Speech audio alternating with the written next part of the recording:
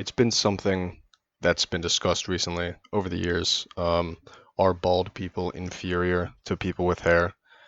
Um, I'm not going to initially comment on this. I'm going to provide some evidence, different sides of the matter, delve deeper into the issues of hairlines overall.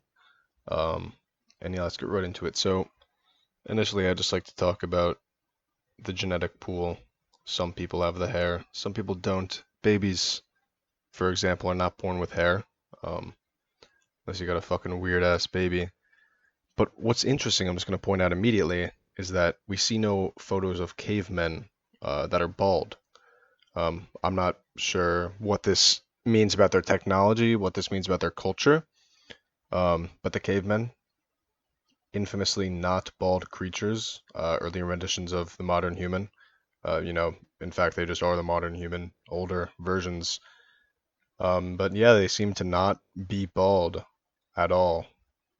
And did that translate into the culture early on of hair dominance?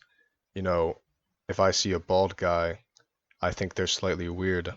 I mean, I could be bald in the future. I feel like there's a very good chance of that. But when I see a bald guy and they're buff, I assume them to be a skinhead. But if I see a bald guy and he's like skinny, I think he's a cuck. So I feel bad for bald people in that respect, where you're either a cuck or a skinhead. I'm not sure which one I would rather be. Um, I'm not going to comment on that. And I'm not saying that bald people are this. They don't have to fit into these two categories. Like, what if you're a slim, thick type of bald guy? What are you then? Then you're just a loser, unfortunately. But what if you have the side, not the sideburns, but on the back of the head with the hair on the sides and all that? Like if you look like Larry David. Um, in that case, you're what even are you at that? You're creative. Like I can't really, especially if you're that old, I can't clump you into something. Or perhaps Stan Lee. And this brings up my point. How can people with hair claim to be superior uh, if they have all these great bald people who are bald, who don't have hair? And so at first we're gonna have to analyze what percentage of the Earth is bald. So 50% or over 50% of men over age 50 are affected by something called male pattern baldness. I don't really want to get into all the sciencey stuff. Essentially, we've been judging people based off their hairline for centuries. Do we continue doing this?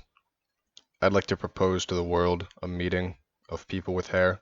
Your hairline has to be at least 83% intact. So most English people not going to be attending the meeting. This isn't nationalism or anything. It's just if you just I don't want you to comment on this issue if you can't relate. Um, yeah, I'd like to propose this meeting. We can arrange this later.